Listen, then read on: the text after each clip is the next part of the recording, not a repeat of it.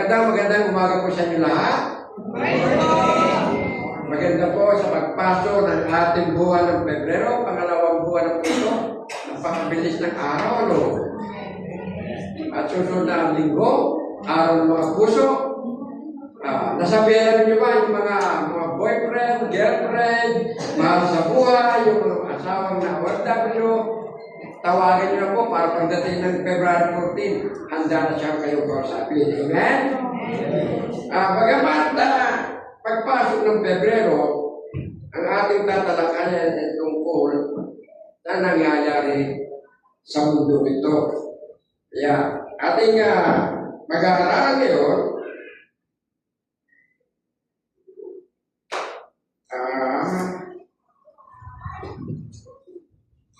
ito po, medyo itong ating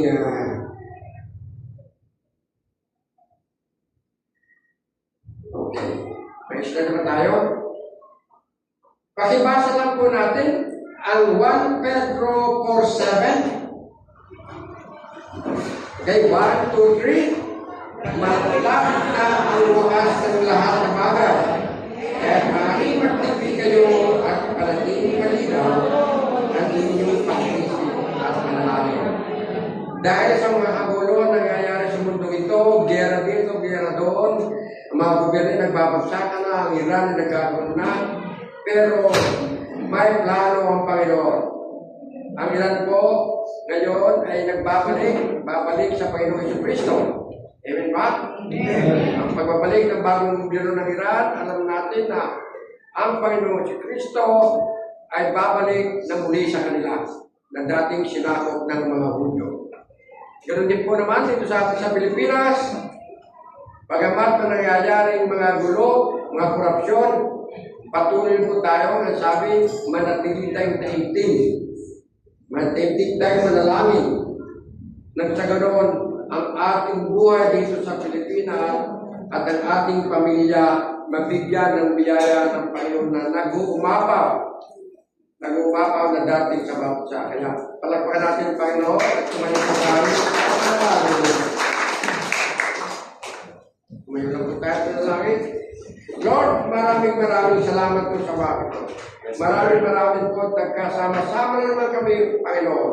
At nagkatipon-tipon upang iparating sa amin na inyong makapangyarihang salita ay dadaloy sa aming buhay na ang pagpapala na nag-uumapaw ay nanggagaling sa inyo na ibinababa mo sa bawat isa sa pangyayato. Lahat ng mga problema, lahat na namang nangyayari sa kanilang buhay, Panginoon, kayo po ang humawak na sa ganun, Lord God. Sa kanilang paglalakad sa mundo ito na magulo, Lord, na sila'y mabigyan ng kasiyahan at kapayapaan. At papasakan na po, Panginoon, ang walang sawang pagpapala sa bansa. Maraming salamat po. In Jesus' name. Amen. Amen. Amen. Ang sabi sa Peter 4:7, ang wakas ng lahat ng mabagay ay malapit na. Malapit na. Maring malapit na dumating ang Panginoon, yung mga nangyayari, at malapit na makita natin ang Panginoon Kristo na dadagitin tayong kasama niya. Hindi para nako. Hindi kapalaalan ng kahalagahan ng tamang pamumuhay. Sa mga manaring kaguluhan, itama natin ang ating pamumuhay sapagkat yan ang kagustuhan ng ating Panginoon sa bawat isa sa atin. Dahil sa may hangganan lahat, dapat maging responsable at may layunin ang ating buhay. Ang layo nating buhay ay binaba ang Panginoon Jesucristo sa kay-UTC Congregation.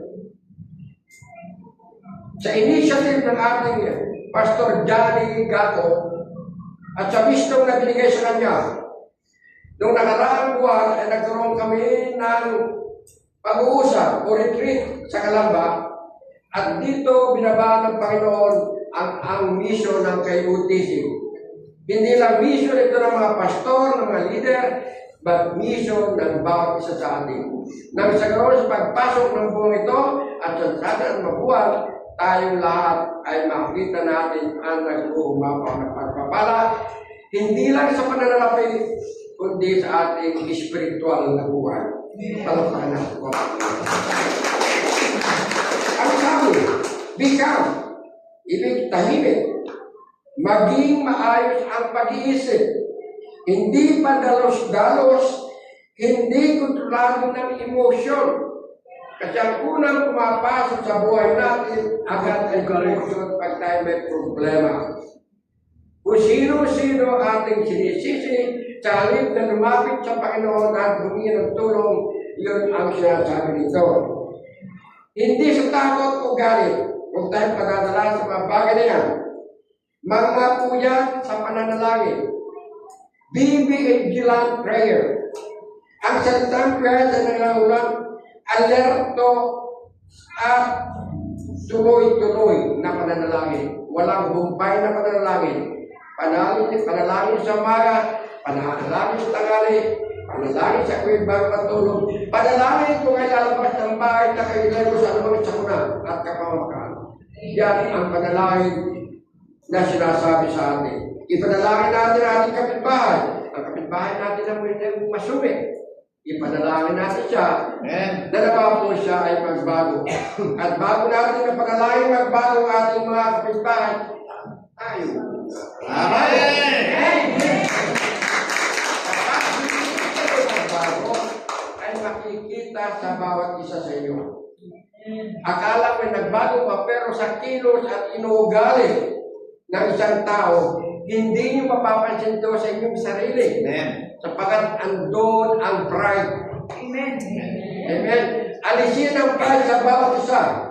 Magpakumbaba tulad ng ginawa ng Panginoon Kristo, nagpakumbaba, namatay, inalipusta, subalit nagpakumbaba pa rin, at tayo'y kanyang binigyan ng salita. Amen. Ang salita na manual ng ating buhay, na ang pagbabasa ng Biblia ay upang lalo tayong mapalapit sa Kanya, magkaroon ng personal na relasyon. Ang born again, ang ibig sabihin, tayo ay may personal na relasyon sa Kristo.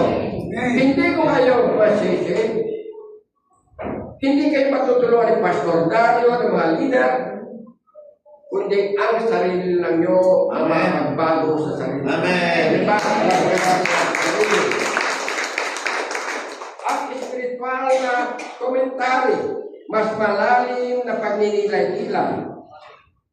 Ang talatan na ito na pundasyon ng pagiging God steward, maging mabuting nangangalaga sa kaharian ng Panginoon Kristo. Nangangalaga sa simbahan ito na binigay sa bawat isa sa atin upang tayo may problema sa buhay, meron tayong kapayapaan sa pagkakaroon kay Jesu Kristo na malalapitan. Amen. Amen. Hindi ang kaibigan yun, hindi kaibigan. Ang kapitbahay nyo, kundi si Jesus lamang ang makatutulong sa ating pagdating sa kapayapaan.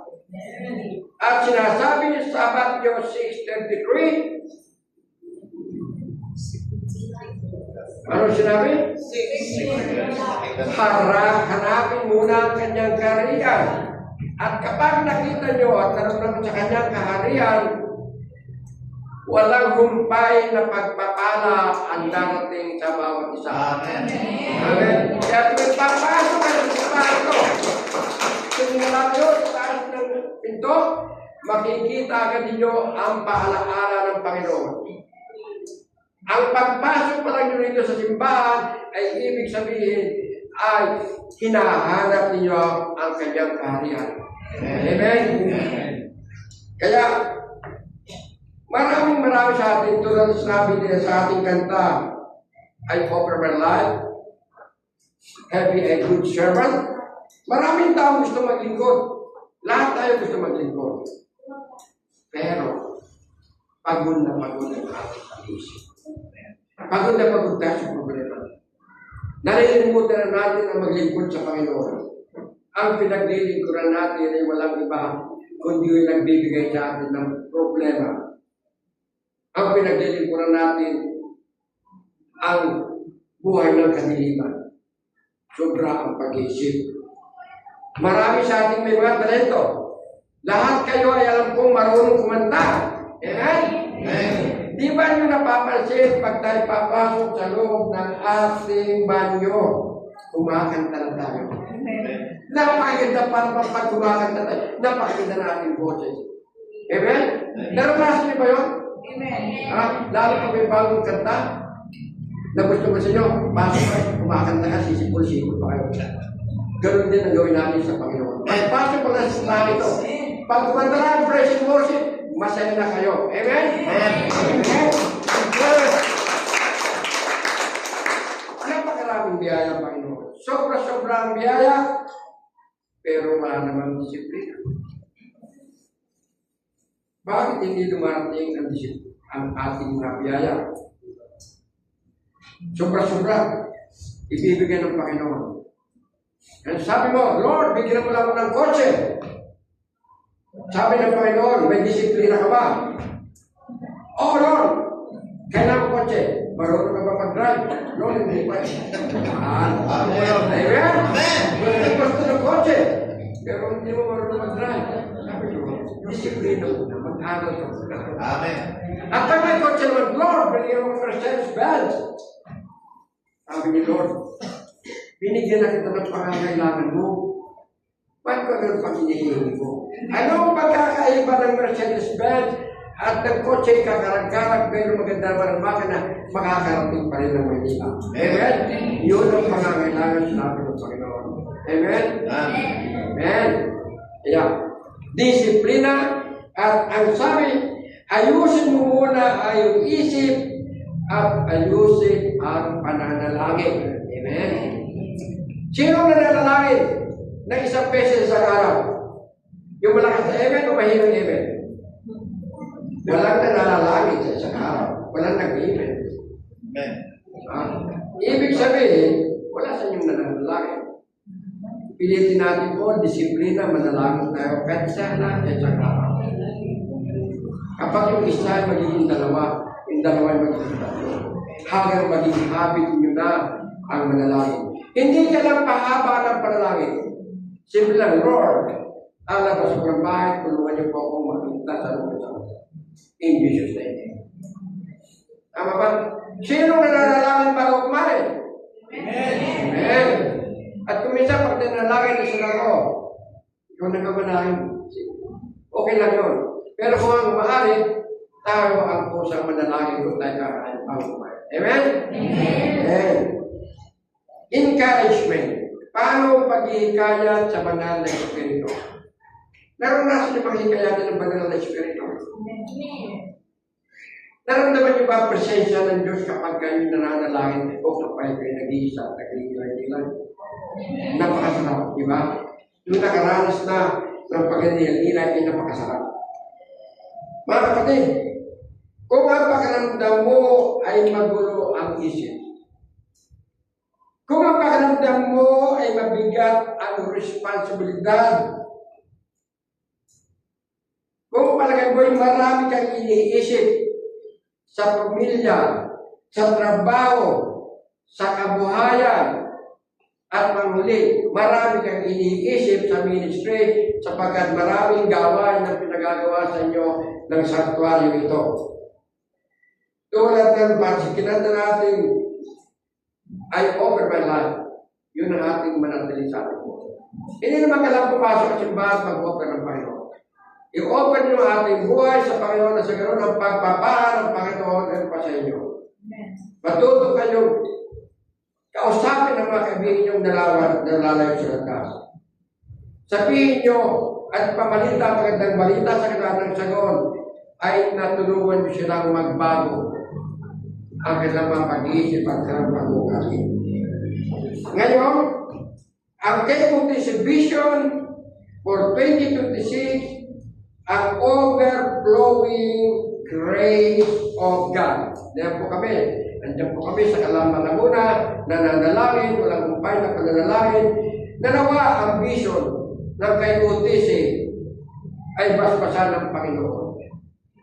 Pangalas ng mga pastor, ng mga leader, subalit ang plano ng Diyos ang mangyayari. Gustuhin pa namin ang vision na ito kung wala naman kaming katulong na matutupad ang vision ng sanctuaryo ito, wala rin mangyayari. kayo lamang. At ang Panginoon, unang Panginoon, na basbasan ang bawat isa, basbasan ang kaligayahan, basbasan ang pagpapala, ng kayong lahat ay naging maligaya, todo sa pagpapala. Amen ba? Sabi, sa awatin, nagbago ka na. Amen. Lahat kayo ay nagbago. Wala kayo rito kundi kayo nagbago. Alam ng Panginoon yan. Alam ng Diyos yan. So, lalo kayong magbabago at tuloy-tuloy ang pagbabago ng inyong pananampalataya kung kayo patuloy na naglilingkod sa Panginoon. Amen? Ang magagawa ng Diyos, ang lahat ng biyaya ay masagana sa inyo. Unang iyan ang magiging laging may buong mahina naman ako. Kasapatan at lahat mga bagay ay nagkakaroon ng kasaganaan sa bawat mabuting gawa. Amen? Ito ang sinabi ng Panginoon.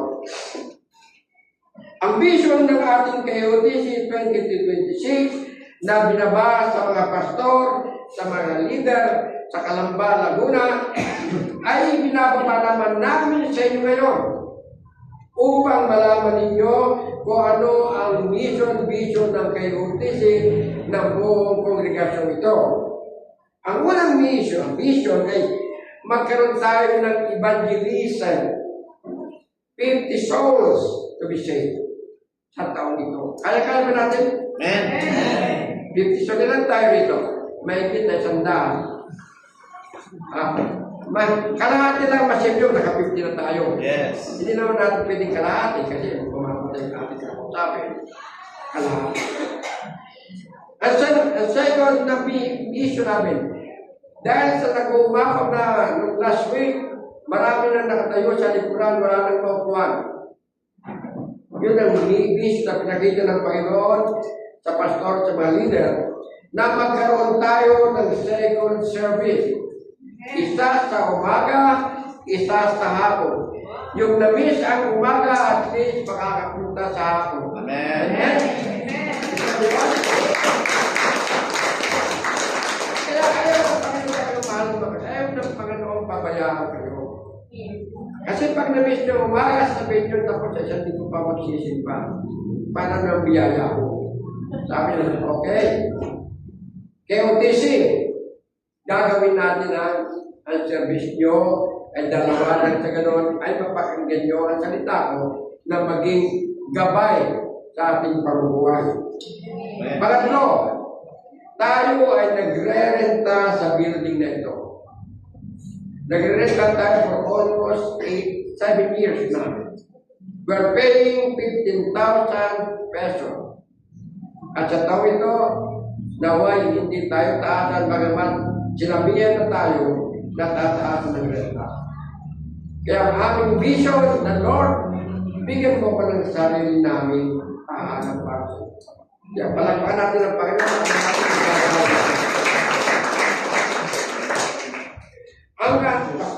Ang sunod na aming vision na nawa, dahil sa ginawa niyong evangelism, alam kong tayo nandito lahat ay hindi ganun kayaman tulad ng mga taga-alabang na bahay nag-aalakayan mga milyonaryo sa kotse. Hindi tayo ganun. Ang ating hanap buhay kasa-kasa lang tayo. Pero sabi ng Panginoon, bakit mo pinoproblema? Maraming mayayaman na naghihintay lang sa iyo. Marami tayong aanihin, pero kulang ang mag-aani.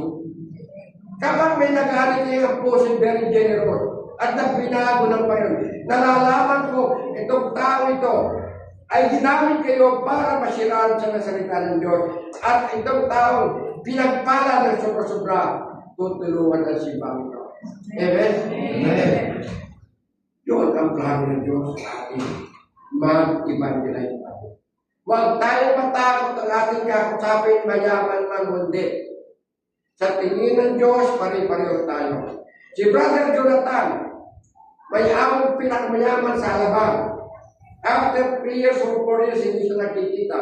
Na malaman si Si Brother Jonathan Wang ay pastor na nagulat siya at sabi, bigyan mo pa ako, ano pa nangyayari? Ano ba magandang salita ng Panginoon na binigay sa iyo?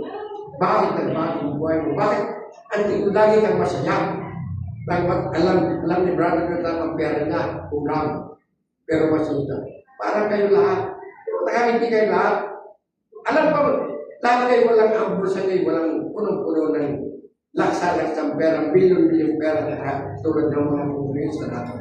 Pero masaya kayo. Amen? Amen. Nagagawa ko at nagagandaan ang ating mga kongres. Palampalan. At ang pang-uli ay God is the one. Ang pangangalaga. Ang pangangalaga sa biyaya, kapag niyaya tayo Panginoon ng pananalapi, pinangangalagaan ng kamusimbahan ito, pinangangalagaan ng ating tresurera, pinangangalagaan ko. Transparent ako. Transparent ang simbahan ito na pwede nyo makita at pwede nyo malaman kung magkano pumapasok at saan ginagamit ito. Amen? At alam naman ng baptista ang pumapasok. Alam nyo kung anong binibigay nyo. Alam nyo pinagkakasila. Kaya, kuminsan may agam pa rin tayo, doon ay binabagsak ng karamihang simbahan sa Amerika. Maaaring hindi sa Amerika. Kapag yung isang sunog, isang apoy, ay lumagablang. May isang martes, nagsabi, ang daming pera ng PUP, saan kaya ginagamit yun? At yung apoy na yun ay lumaki at lumagablang hanggang sa musulong ang buong kabukitan. Ganon din ang simbahan. Ganon ang nangyayari sa Amerika sa malalaking simbahan. Isang sulong na lumaki hanggang ang simbahan ay bumagsak at pagsarado. Ayaw natin mangyari sa kaikutisyon. Tama ba? Ayaw natin mangyari.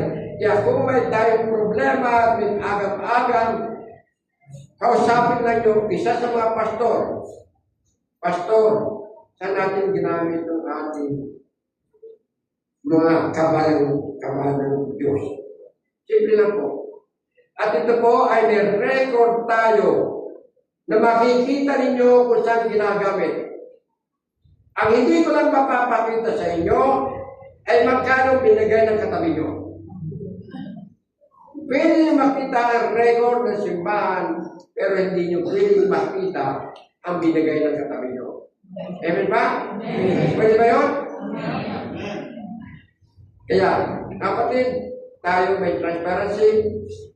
At ito kasi, nasabi ko rin ito kasi nangyayari sa gobyerno natin. Walang transparency, ang pera ng bayan ay inuukod. Bilyon-bilyon. Alam niyo ba, yung dinulos tayo ng mga kongrestang bilyon-bilyon, kahit bigyan tayo ng 100,000 sa isang taon, kaya-kaya. Alam niyo ba ang bilyon? 3 contract na malalaki, puno ng pera yung ng 1,000,000. Yung 1 bilyon, puno yun. Kaya, tayo ay mayaman. Subat, dinulos tayo lang. Pero ang kayamanan na hindi makukuha sa atin, ang kayamanan na binigay sa atin ng Panginoon si Cristo, ay ating pero ng pagkakita ng isang bulag. Pag-aaraling kita, ginto o pila wala ako. Subalit sa pangalan ni Jesu Cristo, napakayaman ko. Sumayon na ang pupunta. Kaya bakit sa atin, tayo ay mayaman. Tulad ng ating kinanta kanina, napakayaman ng tatay natin. Amen? Kaya asipin mo, mayaman din ako. Mayaman din ako. Mayaman ako sa pananalapi at sa pangalan ni Kristo. Yung pananalapi, susunod yun. Sa pangalan ni Kristo, ang unang nauna. Palapagan natin ang Panginoon.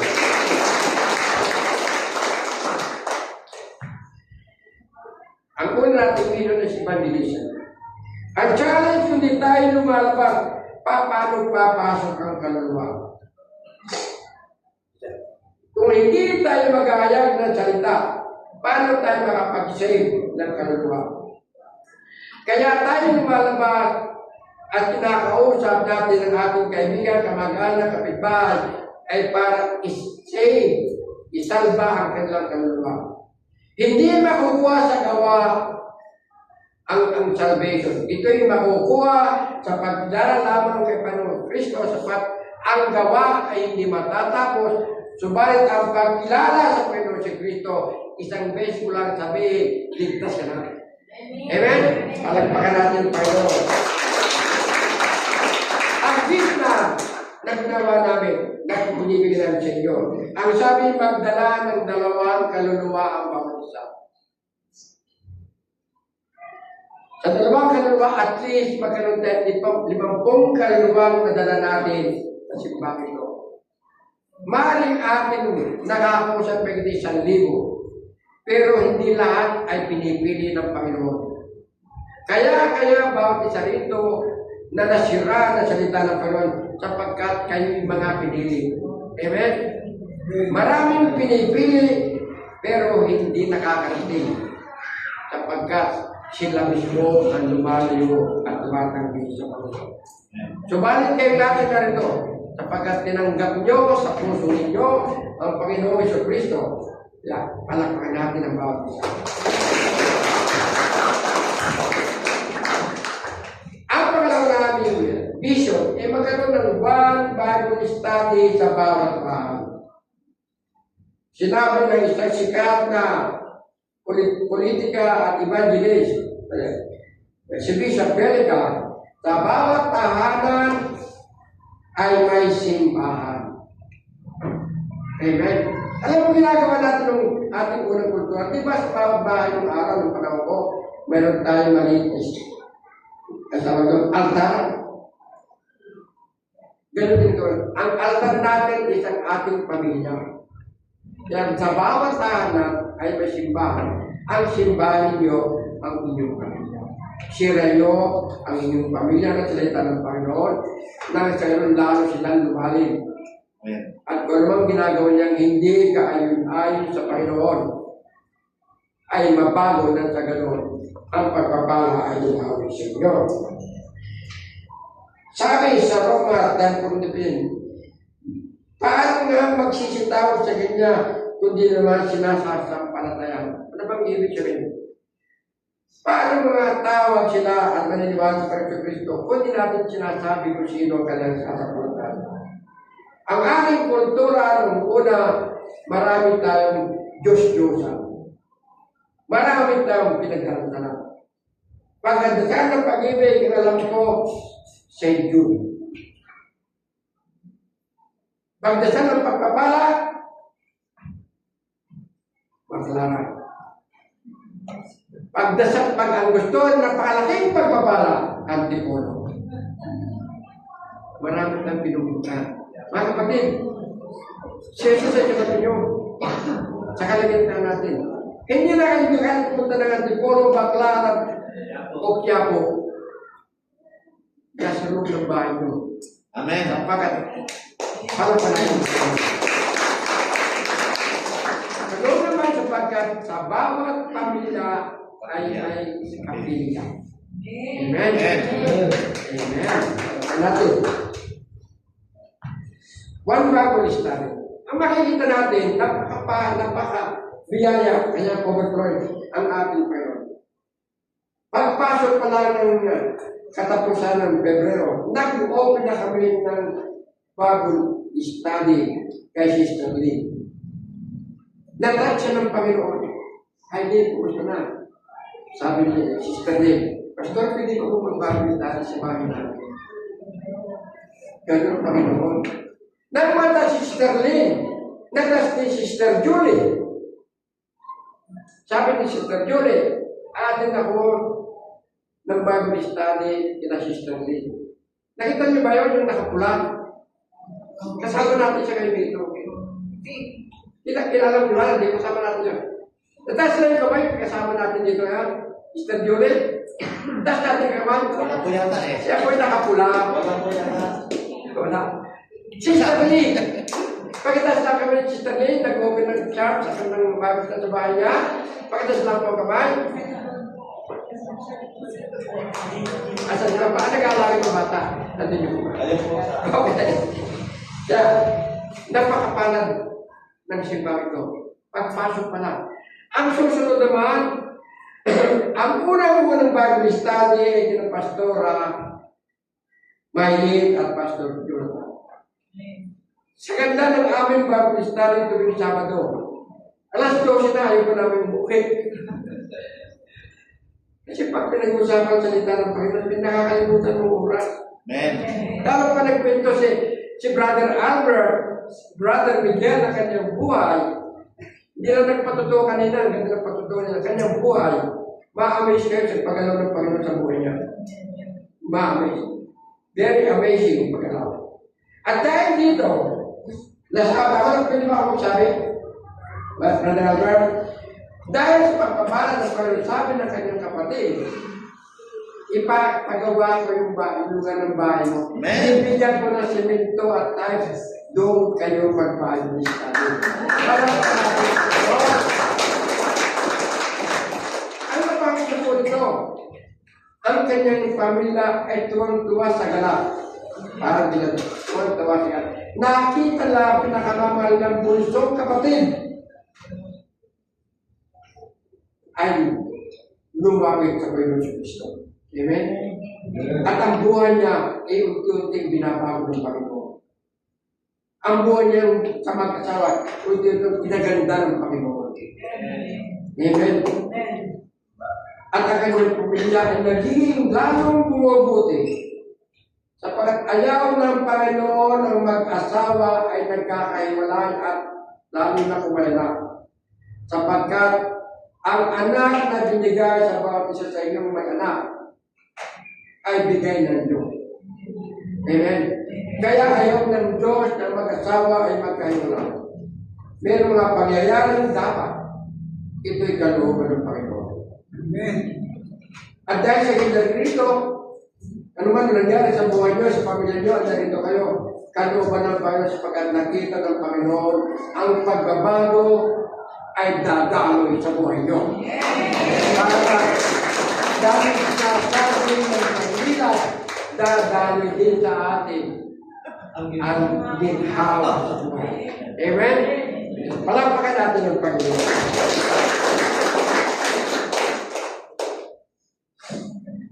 With service.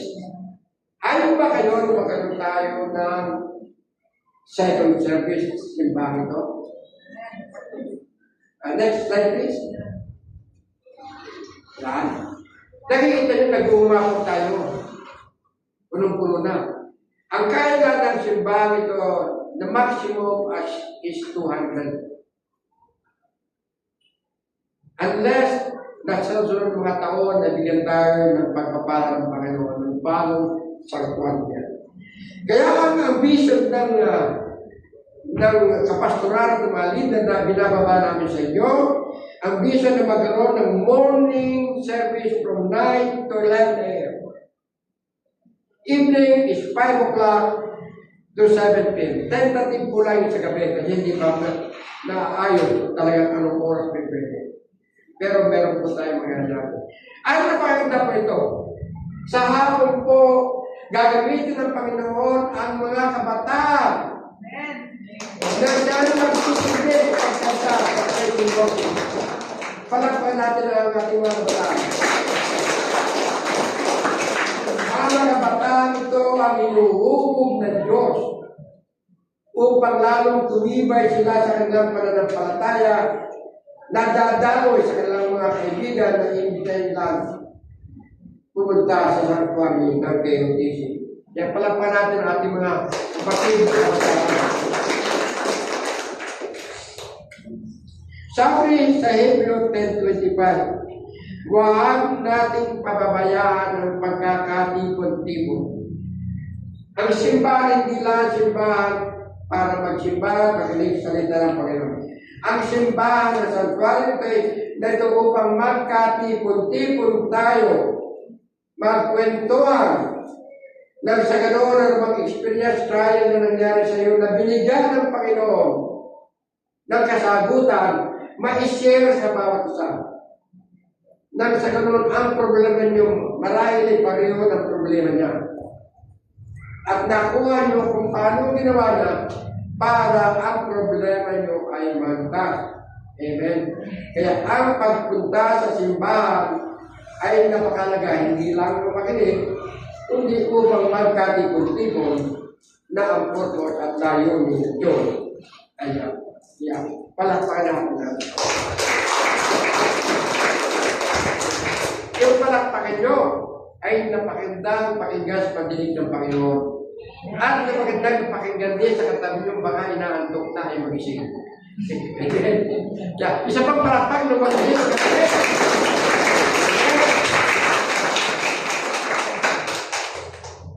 Ito ang ating vision. Next vision.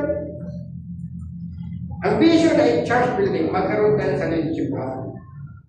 Ang vision ay magkaroon tayo ng lupa ngayong taon ito, 2026. Kaya magpatid, evangelism lang ang sagot niya. Mag-imbita tayo.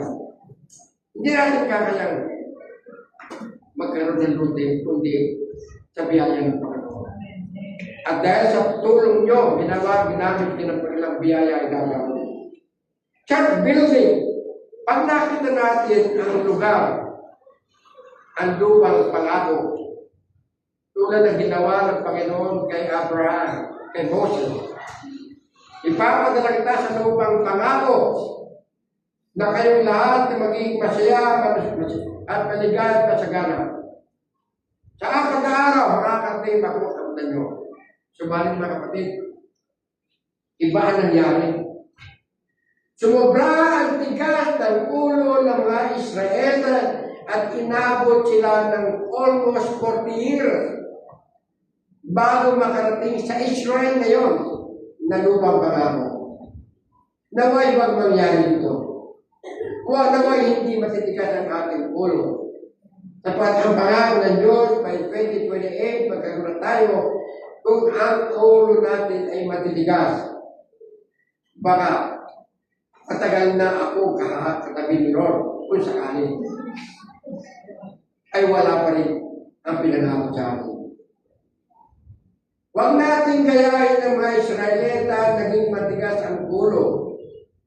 Tayong lahat, patuloy tayo mananampalataya sa ating Panginoon. Church building by 2027, yan ang mission, that vision, dream of sanctuary, na nakatayo na ang ating simbahan, yung ating pangarap, by 2028, meron na tayo. Kaya within 3 years, magpapalit nga tayo, ang binigyan na dream sa atin for 3 years. Sa Israel, 4 years. Sa atin, 3 years lang. Kaya ba natin ito? Wala man titigas sa ulo sa inyo? Kapag hindi natin nalampasan ng 20, ibig sabihin, may isang matigas ang ulo. Kaya isa lang matigas ang ulo ay hindi matutupad ang bisyo natin. Sapagkat sabi ng Panginoon, ang katawan ko ay maraming galamay. Ang sakit ng kalingkingan, ramdam ng buong katawan. Amen? Kaya kung may isang matigas ang ulo sa pinagagawa ng Panginoon, ang vision na binigay sa atin ng Panginoon, abutin tayo ng 30 years. Amen? Yeah. Kapatid, pag nakita nyo may tumitigas ang ulo sa ating kapatid, tapikin na yun. Hey Brad, sis, kung yan nalilis ka ng konti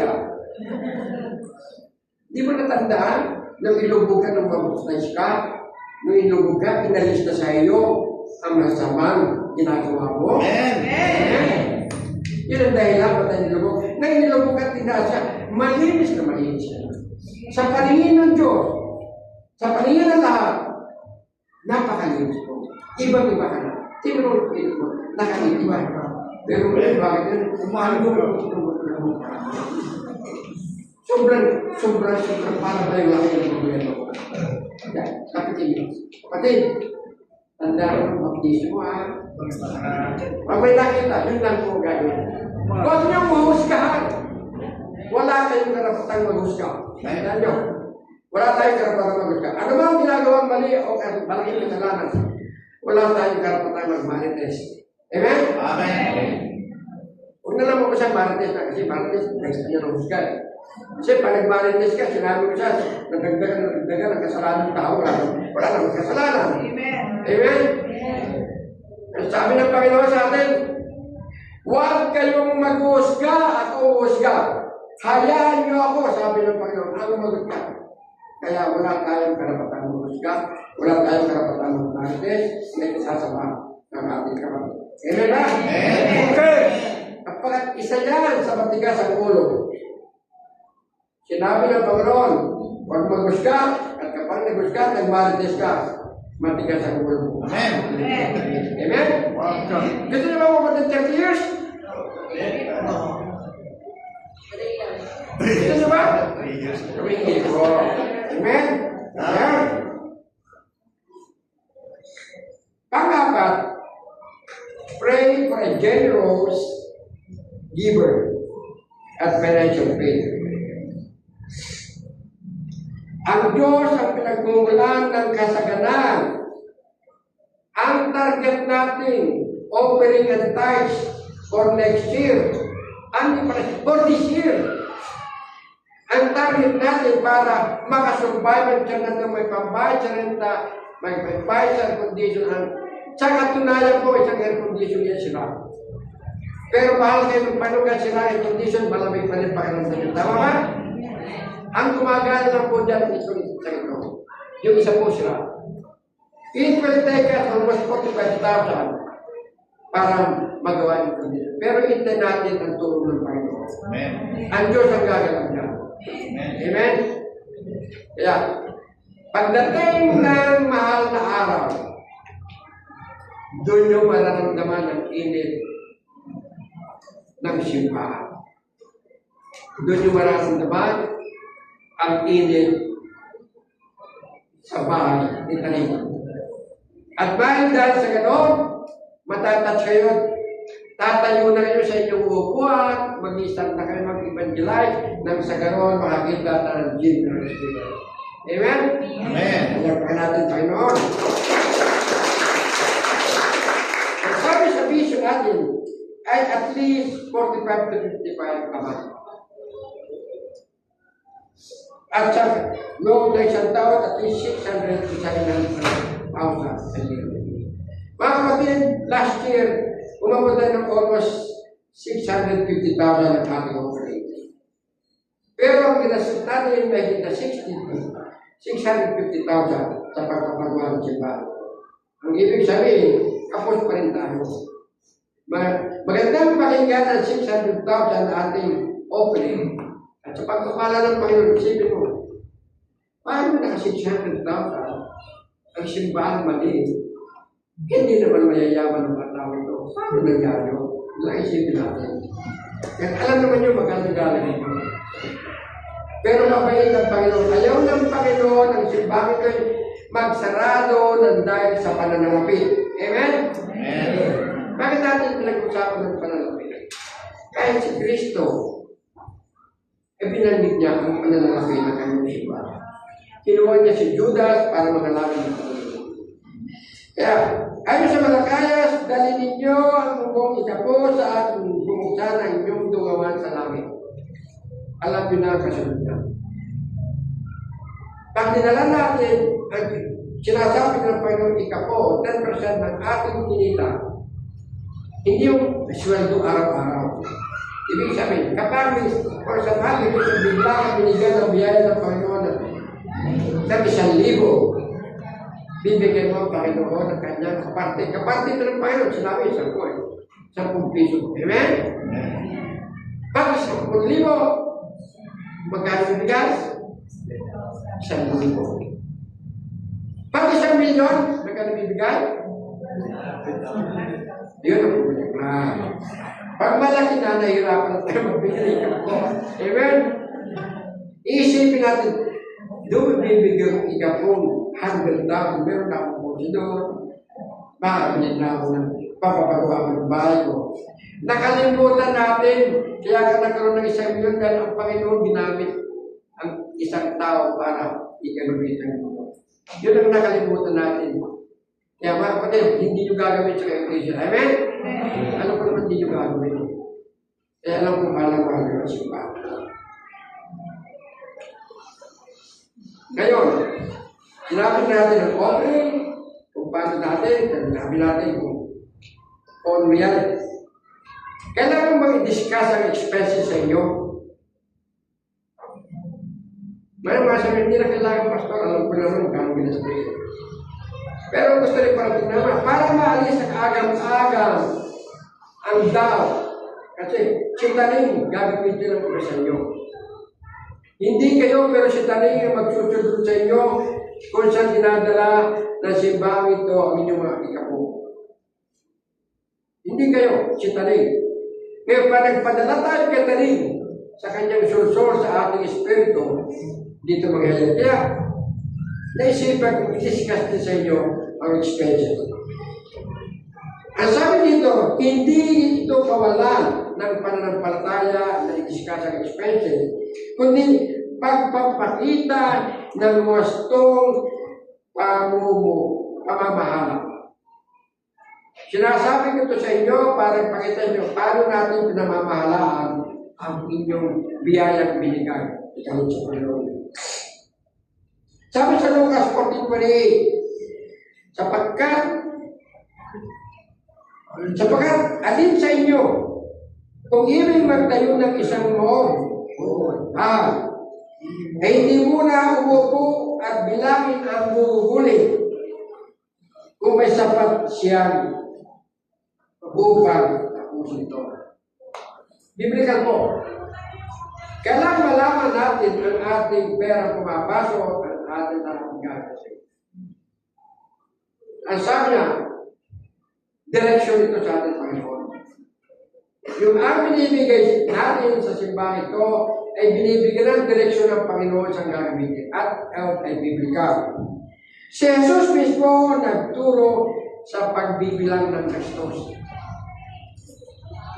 Okay. Ang misyon na walang malinaw na gastos ay naging pangarap lamang at hindi misyon. Amen? Halimbawa, ang misyon na si mag-evangelize. Yung mag-evangelize palang pamasahe. Saan po ko ang pamasahe mag-evangelize? Mag-evangelize pupunta sa isang mahirap na bahay. Sasabihin sa babae, magpapakita si Kristo. Kung dadaling nga sa isang maliit na bahay na walang pagmumunan, pabigat pa lang tayo kung tayo mag-evangelize. Amen? Kung tayo mag-evangelize at ang simbahan ay makatulong, at kung kayo may kakayahan, magsilbi kasi ako ito. Pero kung wala, huwag tayo maging pabigat sa ating pupunta. Amen? Bakit? Kasi naging mabigat sa ating pupuntahan kung ang sweldo naman ay pagkaraniwang sweldo. Kung ang pamilya ay malaki. Inisipin yung bibig, pupunta kayo, bibig pa. Alam mo, ang Pilipino napakaganda ugali. Mas natin kayo wala ng pera, maasikaso ng bisita, inaasikaso. Di ba? Ganun tayo Pilipino. Iba sa Amerika, meron. Magpunta, hindi gano'n. Amerika, pupunta ka lang, pagkasabi mo, parang ito, pag wala ng appointment. Amen? Tayo hindi. Bigla kang dati. Oy, pare. Pasok ka muna. Sa Amerika, sorry, hindi ka nag-appointment sa akin eh. Meris kami. Okay pa. Yeah. Pilipino ugali ng Panginoon. Hospitality. Balik tayo hospitality. Ginagamit ng simbahan kung saan nagagamit mo ito. Yeah. Ang vision ay magiging pangarap lamang kung dito tutulungan ng gastusin. Amen? Amen.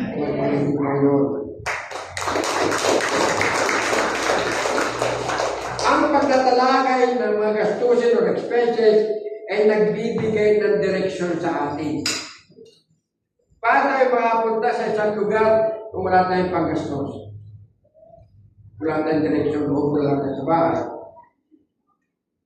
Ito'y nagdadala ng pananagutan. Ito'y pananagutan sa aming namumuno kung paano natin ginagastos ang biyaya ng galing sa Panginoon na ginamit ngayon upang mabigay. Amen? Palakpakan natin ang lahat na nagbibigay, ang lahat na nagbibigay sa biyaya ay iniintay pa sa Panginoon. At ito ang nagtuturo ng pagkakaisa sa atin. Nang makita natin ang gastusin ng simbahan, nagkakaisa tayong tumulong na. Amen? Tama ba yun? Tayo nagkakaisa pag nakita natin may gastusin ng simbahan. Amen? Amen. Ang pananampalataya ay hindi bulag. Ito'y may direksyon ng karunungan. Binibigyan tayo ng karunungan at binibigyan ng direksyon kung ating gagawin sa pinagagawa sa atin ng Panginoon.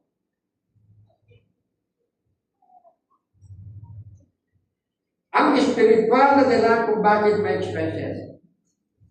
Bakit spiritual? Ayon sa Exodus 25:8, at ipinagawa nila ako ng isang sanctuaryo upang ako'y may makatahanan sa gitna nila. Natutuwa ang Panginoon dahil sa mission natin na magkaroon na sa ating simbahan, natuwa siya. Sabi nila siya, basahin nga natin 25:8. Sabay-sabay, basahin natin, sabi sa 28. At ipagawa ako ng isang santuario upang ako'y makatahan sa gitna nila. Ang Panginoon may sabi, palakpan natin Panginoon. Ang Panginoon may sabi niya, yung ating vision, makapagpagawa hindi lang para sa atin, kundi para din sa Kanya. Amen? At ngayon, nakikita ko, sa gitna natin, may laksang ang biyal na nagbubunyi at nakatingin sa ating nakangiti. Sapagkat tayo nagkakaisa sa ating mission. Kaya kapatid, ang malakas na palagpagan, ang ibig sabihin, kayo umaayon sa mission ng kayutis ito.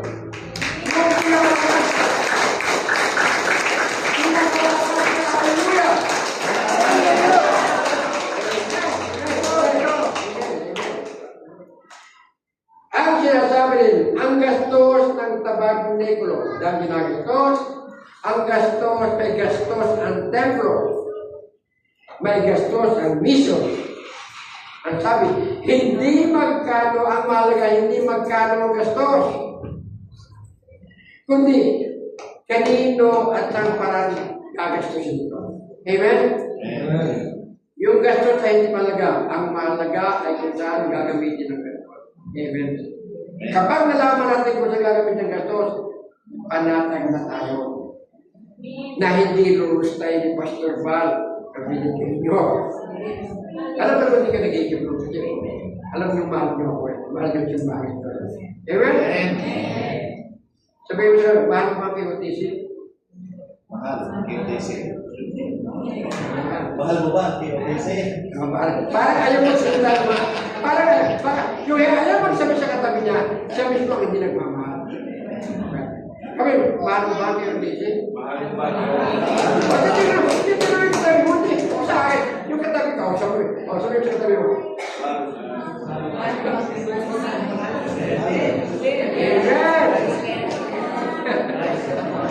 Amen. Yeah.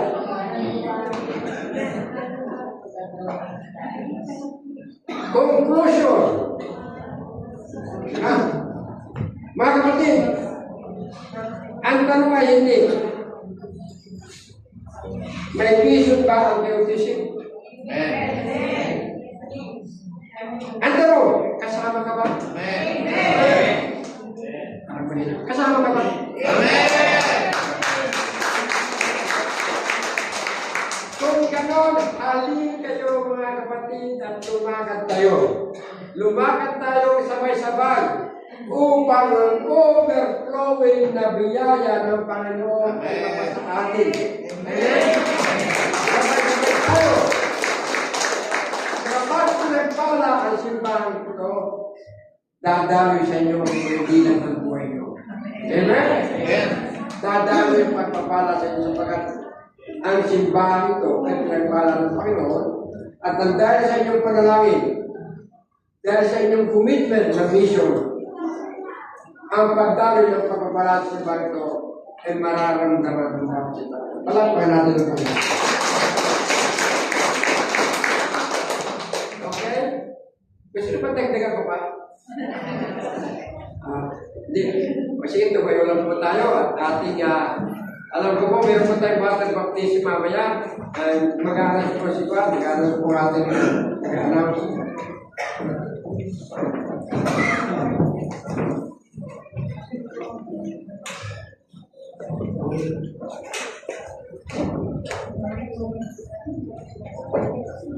Sige, tumungko tayo ng tulo, tayo ng langit.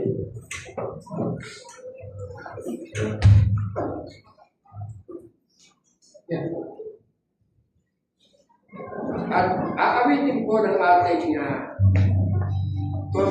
anointed praise worship ang pangako ng Panginoon sa atin. Sabayan po natin awitin ito bago mag-iwan. So, mali po tayo.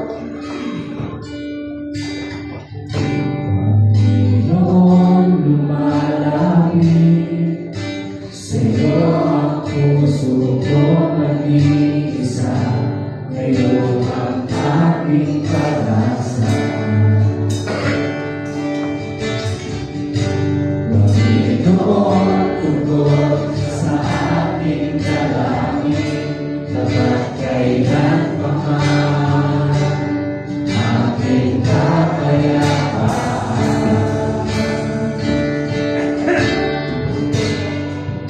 Aking panghahawakan, pangako ko ang aking sandigan.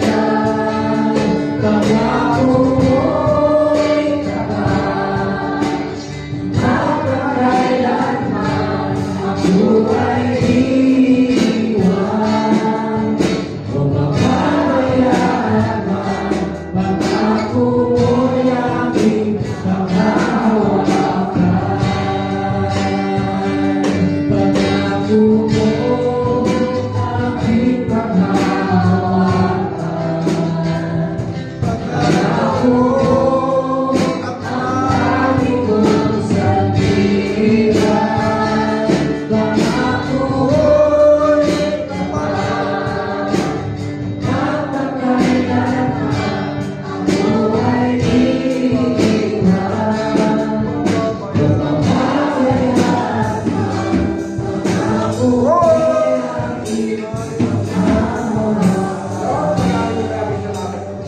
Maraming salamat po sa mga ito. Ang kinamit po namin ito, na ang pangako mo aming pinapakinggan, na ang pangako mo aming paghahawakan, sapagkat kayo ang aming Diyos na buwan, ang Diyos na magbibigay ng lahat ng bagay ng aming pangangailangan at lubos pang pangangailangan na ibigay ko sa amin ang pagpapala. Dalawang salamat po. Salamat po sa aming mga napakinggan. Salamat po sa mission at vision na binigay mo sa mga kapastoran at sa mga leader. Na binababaan ninyo sa aming kongregasyon. Salamat po. Salamat po. Ito pong mission, vision ng pastor ay walang mangyayari kundi ang plano nyo ang masusunod, Lord God. Ang plano nyo na kamambawat isa sa amin, Lord God. Hindi magiging matigas ang ulo dahil sa ganoon, Panginoon. Ang pagpapala ng simbahan ito ay pagpapala rin namin lahat, Lord God. Pagpapala sa aming pamilya, pagpapala sa aming anak, at ang mga problema ang aming dinadala ngayon, iiwanan namin sa inyong matulaban.